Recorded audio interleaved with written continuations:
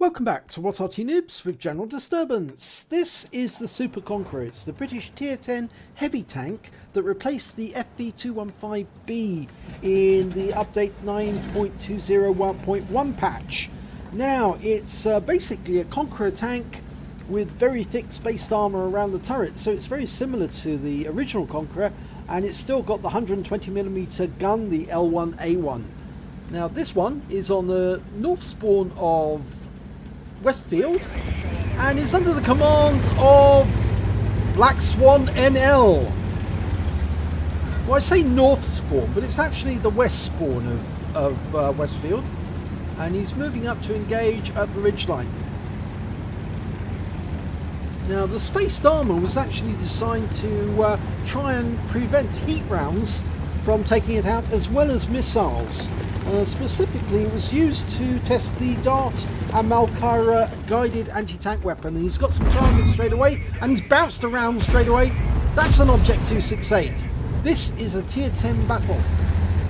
In fact, all the tanks are Tier 10, so you can see some really big action. Well, he didn't go through the Jaeger there. He fired at the lower plate, but it just wouldn't go through. Firing standard ammo. It's got 15 rounds of APCR, and that one did go through. Straight through the lower plate, but he was tracked. He took a round from the Jaeger. Oh, it's taken another round, this time from the MX M454. He's got the Jaeger on the side, but the round bounces off, and he bounces the round from the Super Conqueror on the enemy team. Now that one tracked the Jaeger, but didn't go through. Pulling up. Oh, E100. Yeah, I'll have that. 447. That's a good shot. Right to the side of the turret. And it's pulling up. And goes for the side of the Object 277. And he got a fire. And he's killed the target. So that's an arsonist. And he fires around there. 439 into the FV215B. And there's a Jaeger again. And this time he does penetrate. 363 hit points. Rocking backwards and forwards on the same point. Puts another round into the Death Star. 476 hit points that time. Goes to the lower plate in the Jaeger. This time 382 hit points. He's finally getting the penetration that he needed. There's the Death Star, and the Death Star is dead. He's done a Luke Skywalker on him. Pulling forward the E100. No, he's going to go for the Type 5 Heavy instead. There's the Jaeger. Look at the holes on that front plate. Goes again. Now, oh, bounces. Took a round there from the T110E3 to the right. Going up for the Jaeger again. And this time again, he just tracks him. Oh, takes a big round from the E3 this time. 746. And he took out his driver and his turret. I think he's going to deal with the E3 now. Lower plates, yep, goes straight through. 421. He's going to forget about the Jaeger for a while. Just finish off this E3 and stop him destroying him. That shell appeared to go straight underneath the E3.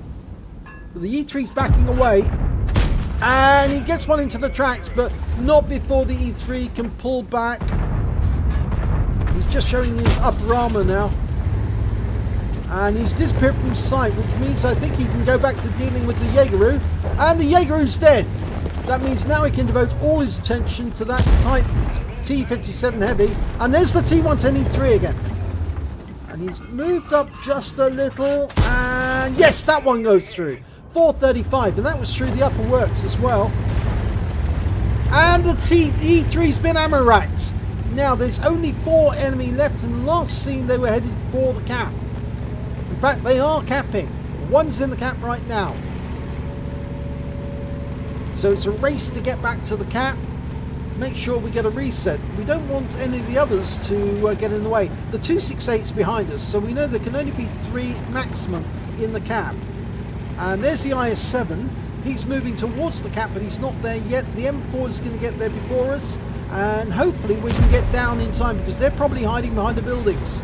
Looks like the IS-7 is the first target. Yeah, 429. Good hit. Up to 5.4k damage. Can he get another shot on the IS-7? Yes, he does. 407 and he's trapped him. He's held him in place. Look at the shots. Precision aiming around the ammo rack, trying to get him. 300 hit points, and that finishes off the IS-7. And we are now capping, but that was a shot from the E50M over to the left. Now, he's up in the trees. We don't know. We're blind firing at the moment because we don't know where he is precisely. He's probably in that bush. He's worried about that M4 moving through his line of fire. Okay, he's moving up. I think he's going to have to go to the next ridge to shoot down there. I think the others are going to get more shots on that E50M before... Okay, he's been asked to platoon with the Guerrilla 15. They both got 3 kills. That will be a potential brothers in arms. There's the E50. He's in defilade at the moment. He's behind that ridge. And he's probably going to stay there because he knows full well if he does move out, he's going to get absolutely hammered. He's the last tank alive. And he's been taken out the game. He was killed by the IS-7 on our team. And that's the end. So, very satisfactory battle. And let's have a look at the end of battle results, see how well we did. Oh my god, look at this. He's got an ace tanker in the Super Conqueror. It goes to Black Swan NL. Really good game this was. He also got a fire for effect for dealing more damage than the hit points of his own vehicle. A sharpshooter badge for getting 10 or more consecutive hits in a row. An arsonist for setting afire the FV215B. I think it was the FV215B. Or was it one of the other ones? It may have been the Object 277. Well, one of them was set alight. I think it was the Object 277. He set him alight by by firing a shot into his engine bay, and it worked beautifully. He also got a Bruiser medal for getting at least 5 critical hits. He got 11. A Brothers in Arms for platooning with the Guerrilla 15. And lastly, he got the Confederate medal. He hit more of the enemy than anyone else. At least 6 tanks subsequently taken out by others. And yes, it goes to 2 pages on the board. So let's have a look at team scores to see where he stands. Well, he did get the highest amount of damage overall. He didn't pick up the high caliber though for some reason. Maybe it wasn't 20% of the enemy hit points. But he did pick up 6,150 hit points of damage overall. And that's a very good score when you consider the next highest scorer had 4,466. So it's almost like he killed 2 extra tanks on top. He managed to get 3 kills, which puts him top of the table with the Guerrilla, and that's what awarded them the Brothers in Arms. And when it came to base XP, he again was right at the top of the table, and that's why he got the Ace Tanker, 1,367. The best the enemy could do was their Type 5 Heavy, who had 300 base XP, but the highest scorer on their team in terms of damage was the E50M, the one at the end, 3,558. So it's kind of half of, or just slightly more than half the damage that Black Swan did. So let's have a look at detail report. He fired 28 rounds during that battle, got 27 direct hits, 15 penetrations. He did damage of 6,150 hit points, of which 2,004 were at more than 300 meters. In fact, most of that damage was in the Jaegeru. He received 8 hits during the battle. 5 were penetrations, 3 were non-penetrations. Most of the penetrations actually came from the E3. It was the Jaegeru who was actually bouncing rounds off him because he was hitting the front armor and it was just going careening off the top or going into the space armor. He blocked damage of 1,290 hit points. He spotted 5 enemy vehicles. He damaged 9 of the enemy, 3/5 of the enemy team, and killed 3 of the enemy, 1/5 of the enemy team. He also did damage assistance of 1,691, and that was mostly when he tracked the Jaegeru in place and allowed others to then do damage to them. And of course the IS-7 did help as well. Base capture points, well, he actually got base defense points of 11 for getting or hitting enemies that were in the cap at the time.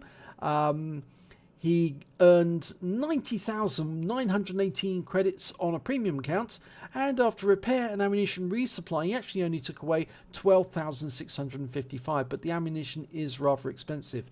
He received 2 awards and earned 20 bonds from the battle. So the 2 awards are for the Brothers in Arms and the Confederate.